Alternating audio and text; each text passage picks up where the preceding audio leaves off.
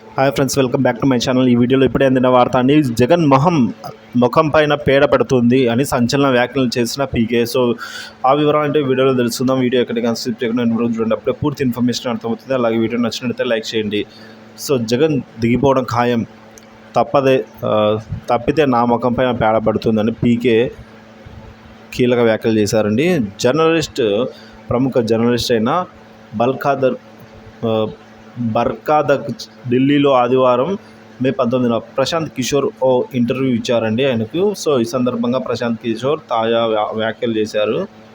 ఏంటంటే, ఆంధ్రప్రదేశ్ అసెంబ్లీ ఎన్నికల ఫలితాల తర్వాత వైఎస్ఆర్సీపీ అధికారంలో కొనసాగబోదని ప్రముఖ ఎన్నికల వ్యూహకర్త ప్రశాంత్ కిషోర్ మరోసారి వ్యాఖ్యలు చేశారు. ఏపీలోని అధికార పార్టీకి ఘోరమైన పరాజయం ఎదురవుతుందని అయితే తేల్చి చెప్పారు. తాము ఖచ్చితంగా గెలుస్తామని సీఎం జగన్ రెడ్డికి చెప్పిన ఫలితం ఉండబోదని అన్నారు. ఆయన నమ్మకం వ్యక్తం చేసినట్లుగా రాహుల్ గాంధీ, తేజస్వి యాదవ్ లాంటి వారు కూడా చెప్తున్నారని, వారి పార్టీలు ఎన్నికల్లో గెలవబోవని చెప్పారు. ప్రముఖ జర్నలిస్టు బర్ఖాదర్కు ఢిల్లీలో ఆదివారం ప్రశాంత్ కిషోర్ ఇంటర్వ్యూ ఇచ్చారండి. ఈ సందర్భంగా ప్రశాంత్ కిషోర్ తాజాగా ఇలాంటి వ్యాఖ్యలు అయితే చేయడం జరిగింది. సో ఈ ఎన్నికల ఫలితాల్లో నా అంచనాలు తప్పైతే నమ్మకం పైన పీడ పడుతుందని పశ్చిమ బెంగాల్లోని ఎన్నికల 4తో సవాలు చేసిన అమిత్ షా ముఖం పైన పేడ పడింది.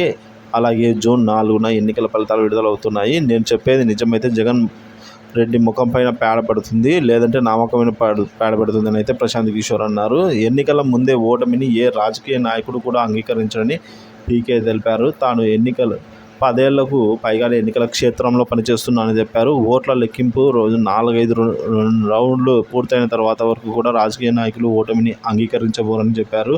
రాబోయే రౌండ్లలో తమకే మెజార్టీ వస్తుందని నమ్మకాన్ని వారు వ్యక్తం చేస్తూ ఉంటారని చెప్పారు.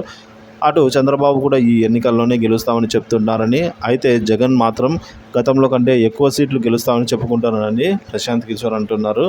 సో మరోవైపు దేశవ్యాప్తంగా ఎన్నికల పరిణామాలపై ప్రశాంత్ కిషోర్ మాట్లాడారు.